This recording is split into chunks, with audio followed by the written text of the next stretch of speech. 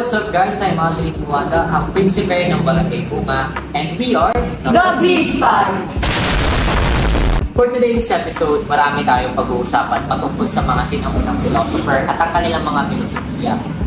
And kung paano makatutulong ang mga filosofiya ito sa mas malalim na pag-intindi natin sa ating mga buhay. So before we start, pakilala muna natin ang mga makasama natin sa episode nito. At kasi na Alina Tombis ng kami, Rachel Montes. Shana Lay ng Youngster Girl na amazing.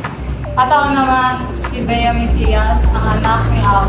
at ako naman si Justin Olaes na mahilig sa puno ng saging.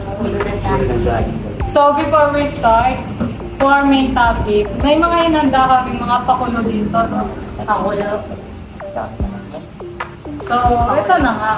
The mechanics of the game ay first, kailangan natin bumunot ng category here and magkakaroon tayo ng 2 rounds. Next, per category, dapat magkiklik tayo ng letter dito na nag-umpisa sa kahit na anong word na mabubunot natin. Kung sino man ang hindi makakasagot, siya ang may consequence and siya ang magsasagot ng mga tanong na nakuha natin sa Twitter. Siya lang ang sayo na. So dapat meron ka na nakalagay sa utak mo and dapat mabilis kang mag-isip. Tama. So, let's start. Ang first category natin ay binubunot na. What's the first category? BSCP 101B9 name. So mga names na kaklase namin, kailangan namin ilagay na. Let's So, start. Since Ako na mauna. si Raisha ni mauna, 5, 6, 7. Gian. Ian. Francine. Francis. Tony. Shin. Paulo. Jeza. Hershey.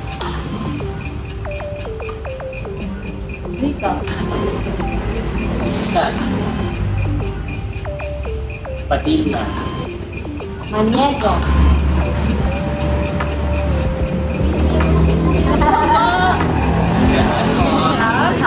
Ano pa yan? Dapat sasabihin. Kasi sa buwan na magkaklase, di pa rin kilala. So since hindi nakasagot si Shana, siya yung unang sasagot sa tanong.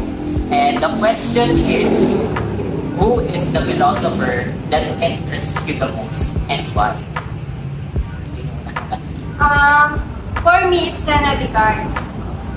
Kasi I can relate sa paniniwala niya na ang pag-iisip ang basihan ng pagkatao natin. Kasi sa mga bagay-bagay, kapag hindi natin alam, syempre napapatanong tayo. Tapos kung natututo tayo sa mga sagot ay kung hindi tayo sigurado sa sagot, nagdududa tayo.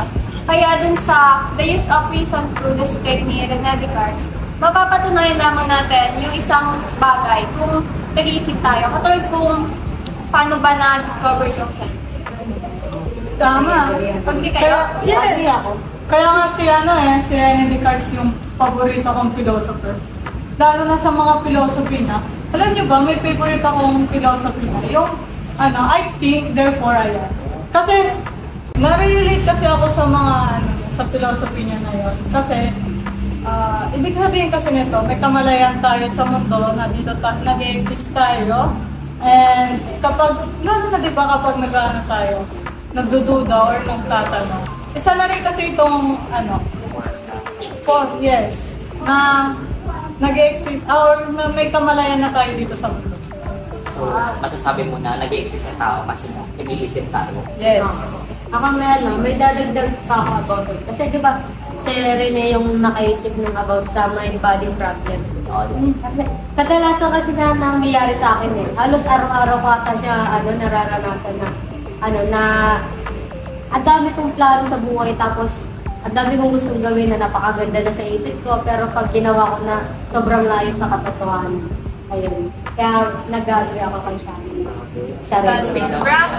So next, proceed tayo sa second round and ito na yung last. So ang mangyayari is bubunot ulit tayo ng category sa lalagyan na to and then pipili ulit tayo ng mga letters dito na associated sa mga words na pwedeng i-connect or i-relate sa category. So, umpisa naman tayo kay Justin since sila.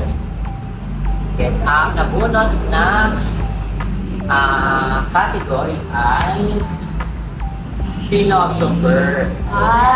Philosopher. Right. Sige, let's start. Yes. 5, 6, 7, go! Uli. Democritus. John Locke. Aristotle. Gilbert Brown.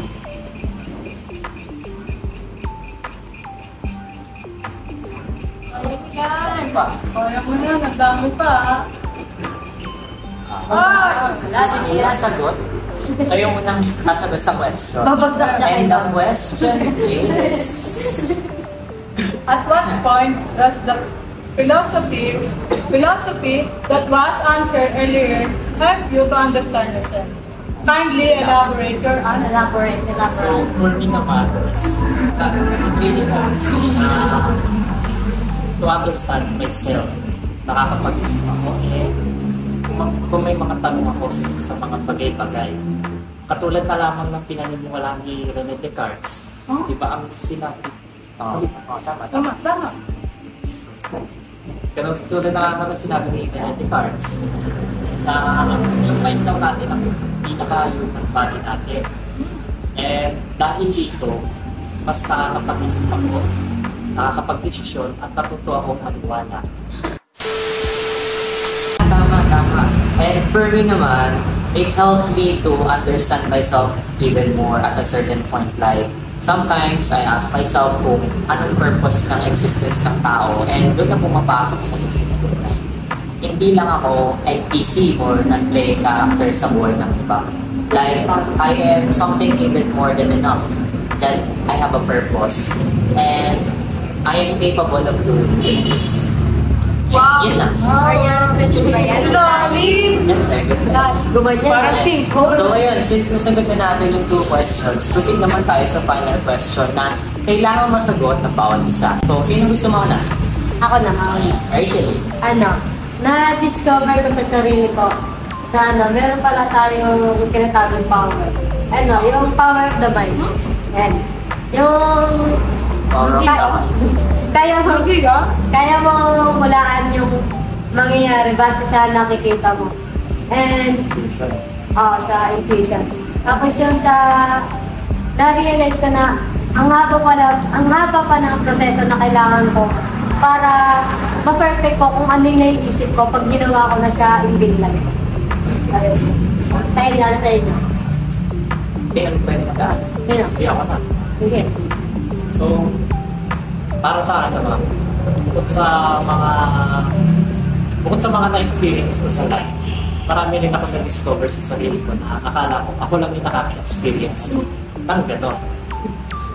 And na-discover ko rin sa sarili ko kung hanggang saan yung pasukdulan ng limits ko, papaangkats man o personal na buhay. Yes, sa akin naman.